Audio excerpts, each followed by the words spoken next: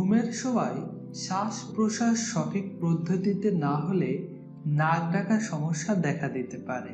এটা আপাত দৃষ্টিতে খুবই স্বাভাবিক ঘটনা মনে হলেও শারীরিক বেশ কিছু অসুস্থতাও লুকিয়ে রয়েছে এতে। বিশেষজ্ঞদের মতে বিভিন্ন শারীরিক অসুস্থতার কারণে এই সমস্যা দেখা দিতে পারে।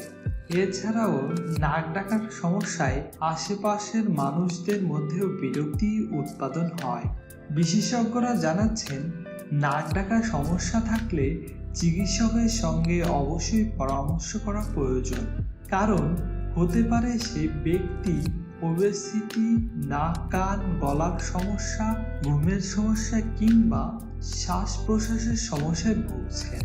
নাক ডাকার সমস্যাকে বহু মানুষ স্বাভাবিক ঘটনা বলে এড়িয়ে গেলেও সঠিক সময়ে চিকিৎসা না করলে অনেক ক্ষেত্রে অনেক অসুখ মাথাচাড়া দিতে পারে বলে মত বিশেষজ্ঞদের। অনেক ক্ষেত্রে শোয়ার কায়দা সঠিক না হওয়ার কারণে শ্বাস প্রশ্বাসে ব্যাঘাত ঘটে।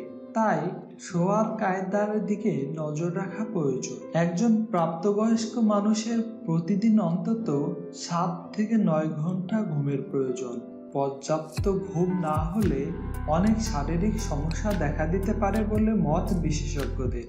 ঘুম সঠিক না হলেও নাক ডাকার সমস্যা দেখা দিতে পারে। মদ্যপান স্বাস্থ্যের জন্য মারাত্মক ক্ষতিকর।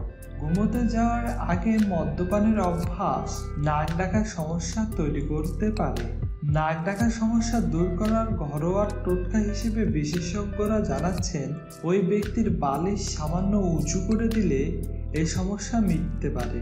মদ্যপানের মতো ধূমপানও স্বাস্থ্যের জন্য মারাত্মক ক্ষতিকর।